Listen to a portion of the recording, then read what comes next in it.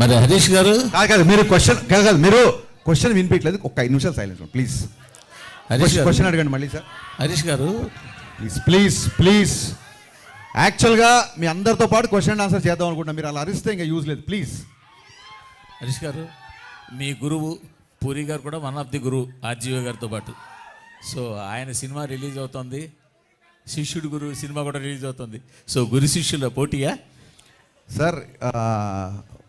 ఏ రోజు కూడా అంటే పూరి జగన్నాథ్ గారు కానీ, వినాయక్ గారు కానీ, రాజమౌళి గారు కానీ, నేను డైరెక్టర్గా ఎదుగుతున్న రోజుల నుంచి నాకు విపరీతంగా నన్ను ఎంకరేజ్ చేశారు. నా సినిమా డైలాగులు నచ్చినా, సినిమాల పాటలు నచ్చినా నాకు ఫోన్ చేసి మాట్లాడేవాళ్ళు. ఎక్కడ నా ఫంక్షన్స్లో కలిసినా, పార్టీలో కలిసినా ముగ్గురు నాకు గురుతుల్యులు.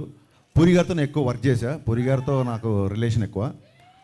ఏ రోజు కూడా పూరి గారితో కంపేర్ చేసుకునే స్థాయి కాదు నాది. Is a legend director first of all.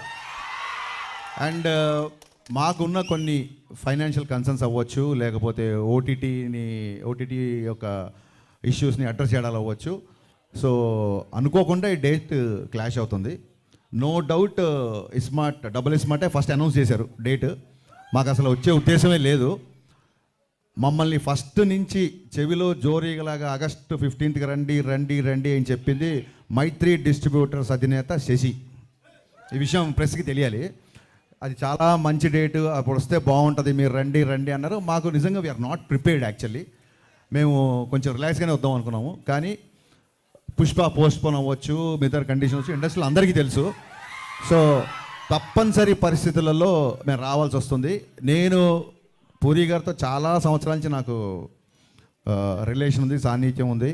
ఒక్క సినిమా క్లాష్ అయినంత మాత్రాన పూరి గారికి నాకు మాటలు ఉండవనో, మేము బెడమొహం అవుతాం అనుకుంటామని అనుకోను. Because is far matured than me.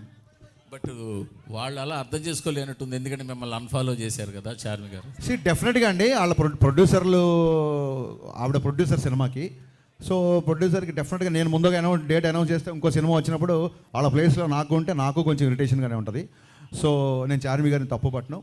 And social media అనేది ఎవరి ఇష్టం, వాళ్ళది. ఎవరు కావాలంటే వాళ్ళు ఫాలో అవ్వచ్చు, ఎవరు కావాలంటే అన్ఫాలో అవ్వచ్చు. అండ్ అన్ఫాలో అయినట్టు కూడా నేను కన్ఫర్మ్ చూసుకోలేదు, ఎందుకంటే నాకు ఎవరో మీమ్ పంపించారు. చాలా మీమ్స్ వస్తుంటాయి. ఐ డోంట్ టేక్ ఇట్ అంత సీరియస్గా తీసుకోను. అండ్ మీ అందరికీ అంటే ఇంకో ముఖ్యమైన విషయం చెప్పాల్సింది ఏంటంటే, రామ్తో నేను సినిమా చేయబోతున్నా. జవాన్ అండ్ కృష్ణమ్మ ప్రొడ్యూసర్, కొమ్మలపాటి కృష్ణ ప్రొడ్యూసర్గా రామ్ గారితో నా సినిమా ఉంది.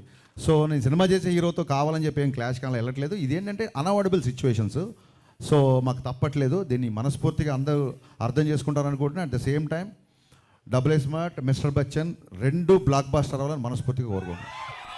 హరీష్ గారు మీరు రీమేక్స్ని డీల్ చేసి